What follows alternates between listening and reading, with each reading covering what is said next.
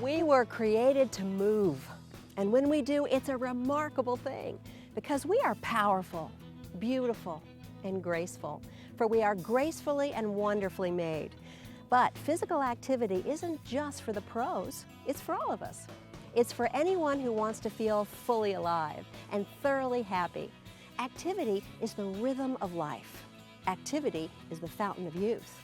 And exercising our bodies and minds slows the effects of aging and keeps us young at heart, unlocking life's greatest pleasures. During this Creation Health presentation on activity, we'll hear about the physical and mental benefits of activity. You'll learn how you can have more energy and less stress. Do you want to feel more fully alive? Then let's join Dr. George Guthrie as he reveals some easy ways for us to work our bodies and minds so we can enjoy lifelong health and happiness. Movement is life. As Kenneth Cooper likes to say, it's easier to maintain your health than regain it. He's absolutely right. Activity activates growth processes in our body and mind that keep us young mentally and physically. The good news is that recent research suggests we don't have to spend countless hours in the gym to become healthy and fit. And some of the most exciting studies deal with the effect of activity on the brain. The bottom line is that if you want to be dynamic, have more energy, and feel more alive, then you have to start moving because motion has life-sustaining benefits. Let's continue this Creation Health presentation on activity by looking at some landmark research involving the mind. The adult brain can actually grow in response to regular demands placed on it. Until recently, we thought this impossible. As it turns out, exercising the mind is much like exercising the body. Just as physical activity keeps our bodies fit, mental activity keeps our brains fit. In fact, mental activity actually changes the brain's structure. In one study, the hippocampal area in the brains of London taxi drivers was measured with an MRI. The hippocampus is the part of the brain involved with memory. The results showed that persons with intensive spatial training, such as taxi drivers, had more hippocampal gray matter than other normal people. This part of the brain was enlarged in the taxi drivers because they used it extensively every day. Mental activity optimizes brain performance. But the opposite is also true. Unused brain cells die. Use it or lose it seems to be one of life's immutable laws.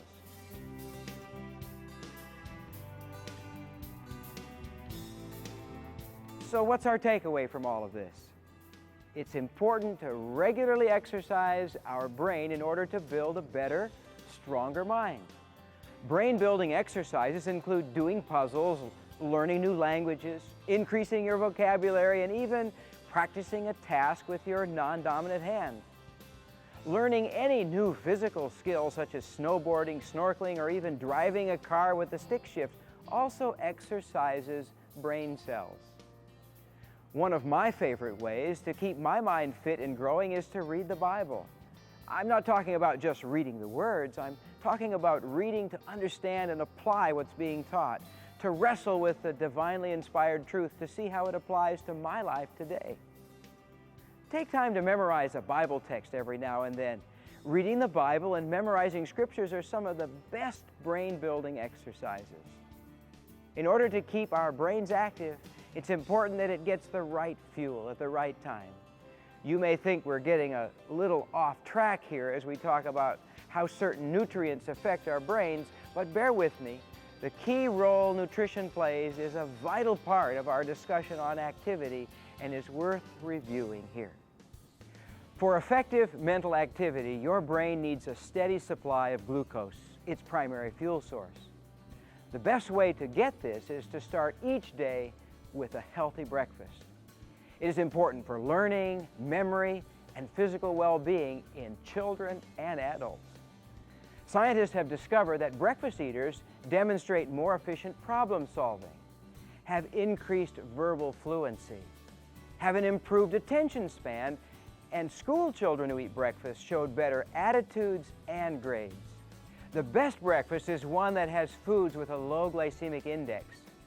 If that's a new term for you, the glycemic index is a measure of just how quickly carbohydrates are absorbed into our body and converted to blood sugar. Scientists measure how fast and high 100 grams of plain sugar or 100 grams of plain white bread raise the blood sugar in the body. These foods are used as a standard and represent 100%. Other foods are then compared to the standard and given a percentage rating.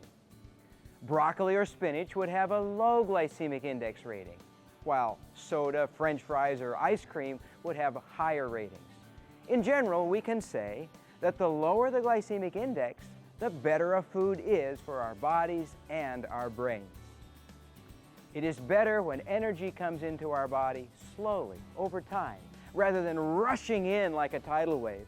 It's much easier to handle, and it's healthier too. Let's get back to the breakfast experience. Even though bowls of oatmeal and sugary cereals have a similar number of carbohydrates, they have different glycemic index measures. The sugary cereal gets into your body quickly, peaking sugar levels, and then drops dramatically after about 2 hours. This releases hormones that negatively affect your mood, concentration, and memory, as well as making it easier to gain weight.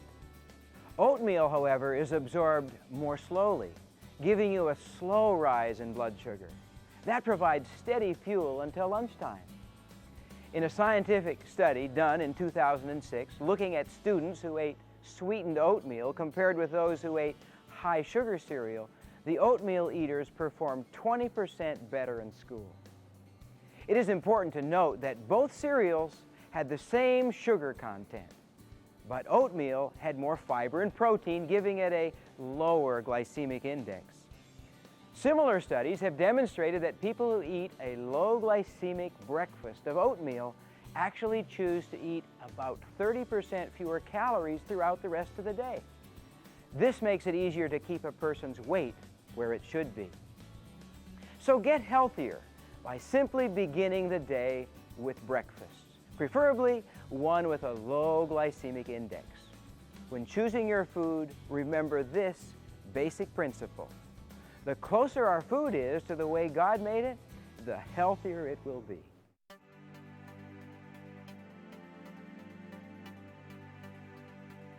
We've talked about optimizing our brain through mental activity and fueling it regularly with a steady stream of energy. But your brain needs more to function optimally. It requires large amounts of oxygen. Physical activity provides the brain with extra oxygen.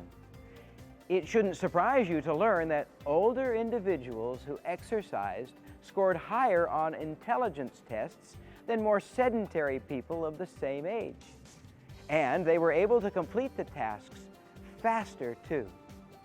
In another study, we discovered that after exercising, elderly subjects had a greater improvement in 6 of 8 measures of cognitive or brain functioning. Research shows children who take time for daily physical activity perform better in reading, language, and on test taking. Physically active college students also score better on tests and exhibit better short-term memory than inactive students. When you exercise your body, you're not just helping your heart, lungs, and muscles, you're helping your brain too. Let's summarize what we've learned about the mind. The brain grows in response to regular mental activities. We fuel our brains with glucose starting each day with a low glycemic breakfast. And then we flood our brains with oxygen through a variety of physical activities. Altogether, these things will optimize your brain performance, quickly improving your mood, emotions, and body. It all adds up to a big boost for your health.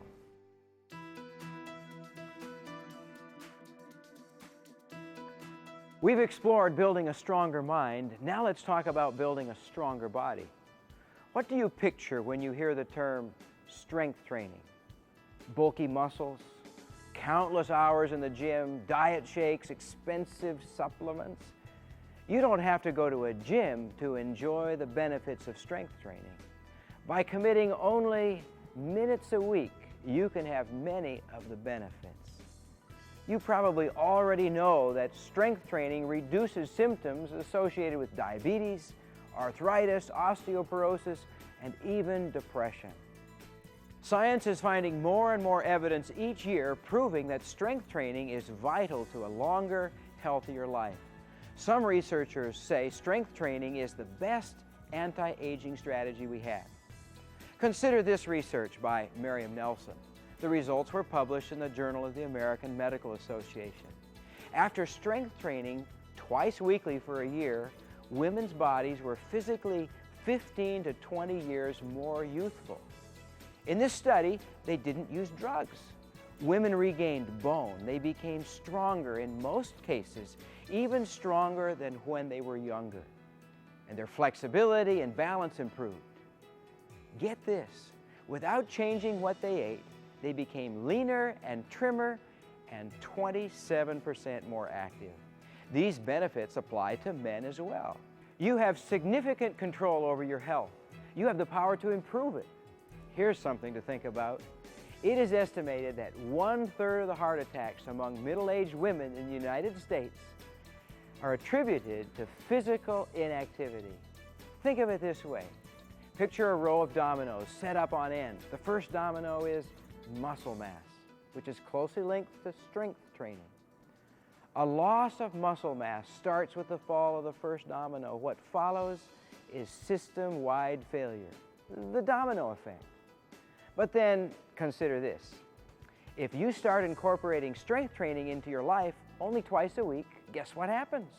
You can reverse the domino effect. When the first domino stands up strong, the others rise to join it. That's how much power you have.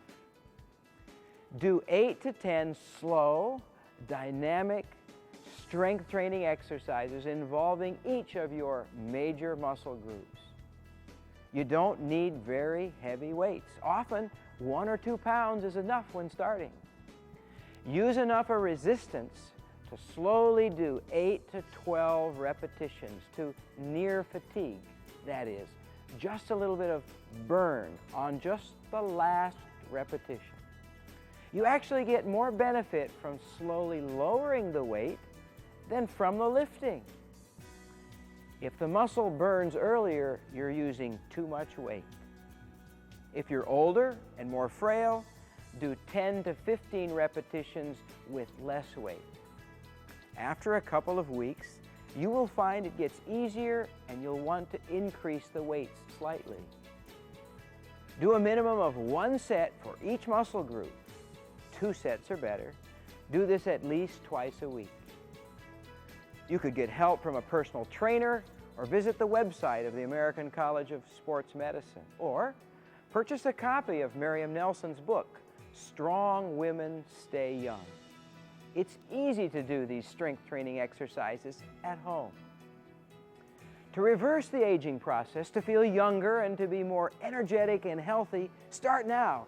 Make a decision to get started, accept no excuses, just do it. Why? It's estimated 250,000 deaths a year in the United States are attributed to a lack of regular physical activity. That's roughly the same number of people that live in the city of Birmingham, Alabama. To put it another way, if people simply started exercising, 250,000 lives could be saved each year.